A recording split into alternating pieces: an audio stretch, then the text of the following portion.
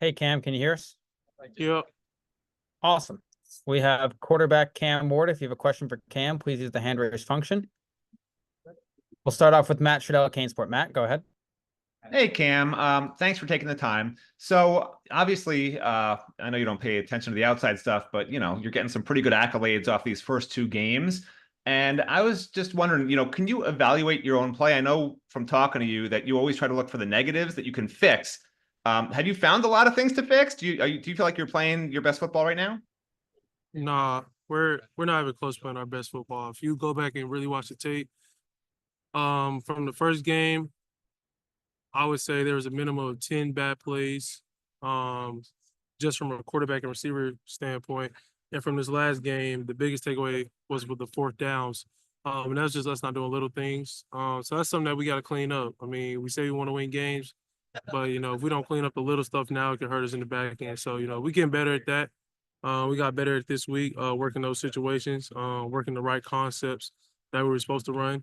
But we're gonna continue to chop wood at it, and just keep playing ball.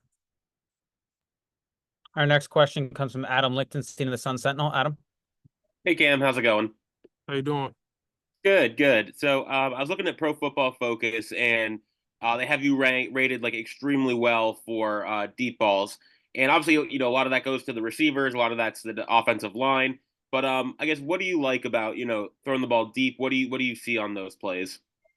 Really give your receiver a chance. It's better to underthrow a deep ball than overthrow it, because it's harder for a receiver to make adjustments when it's overthrown than if it's underthrow it, come back and go get the ball and possibly get a PI. So, me and the receivers, we worked those a lot throughout the week. Even when I first got here in January, we was working deep balls. So that's just something that we getting better at every week. We didn't hit on it last week like we needed to, but we worked on it. And I'm just excited to, get another opportunity at it and, let the receivers go make a play. Next, we'll go to Jordan McPherson of the Miami Herald. Jordan. Hey, Cam, this sort of builds off the first question. Of Coach Cristobal post-game Saturday said that one of the things he likes most about you is you embrace being challenged and you want to be challenged each and every week. As you go into week 3 here, what specifically are you challenging yourself to do during practice heading into Ball State? For as myself, I would say is having urgency. And every drop that I take and ball placement, being real nitpicky with myself, I would say is the biggest thing. And make sure the whole offense and team as a general is having urgency.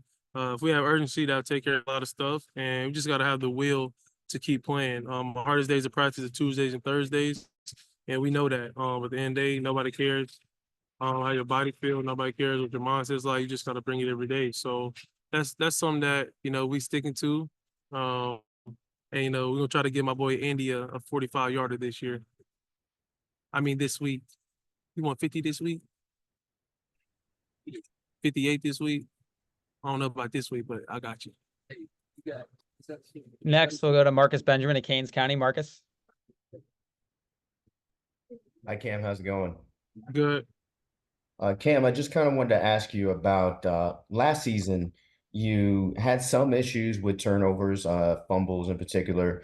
This season, you're off to a great start. No fumbles, just one interception overall. What have you done to really kind of just be mindful of not turning the ball over? And how has Shannon Dawson also kind of helped you in that regard?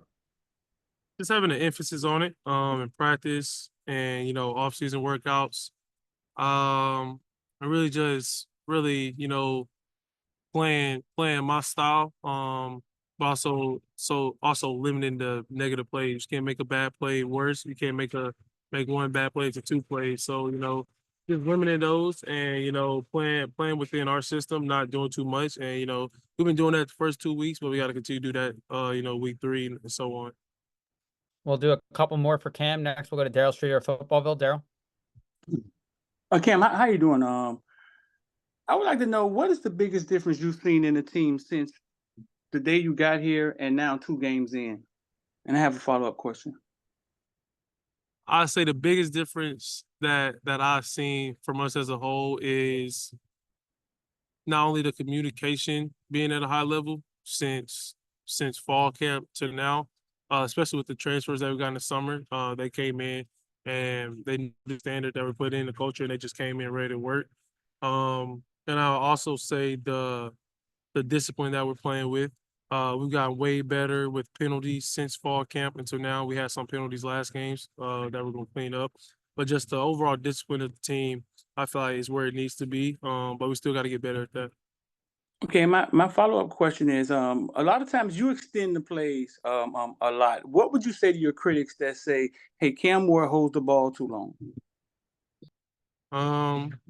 They don't watch film.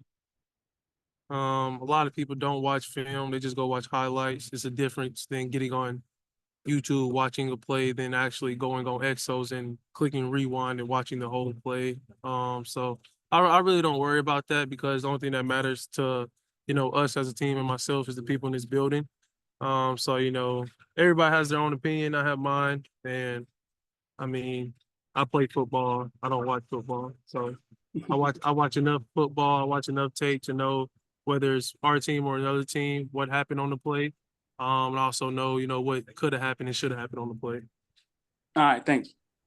We'll wrap up for Cam with Adam Lichtenstein of the Sun Sentinel. Adam? Hey again. So obviously the running back room is pretty talented. It seems like they've got some similar skills, some different skills. Like obviously Damian and Mark are big guys. Jordan Lyle, has done pretty solid at pass blocking in his first couple games, got his first touchdown. So just how much have they helped you, kind of keep the offense balanced, and how much do they open things up for you in the passing game? Yeah, they helped me out a lot. The O-line, the running backs, tight end group, that whole run scheme helped me out a lot, especially when we do our heavy play action stuff. We got guys running wide open and stuff. So, they can continue to do good for us. And I think Jay Lyle back there, him especially getting a lot of meaningful reps last week was good for him for how young he is. Damian and Fletch is the two best running back duo in the country. Just because they can play similar if they need to, but they can play different if they need to. They're both good at pass protection. They both can catch the ball out of the backfield. They obviously can run it. I feel like what they don't get praised for is how they set up blocks, how they set up their cutbacks. So those two, they're the best running back duo in the country, and they make my job easier. I know when coach calling the run play, sometimes we can RPO it, but majority of the time I can just hand it off and let them do them. Awesome, Cam. We appreciate your time today, and good luck on Saturday. Appreciate it.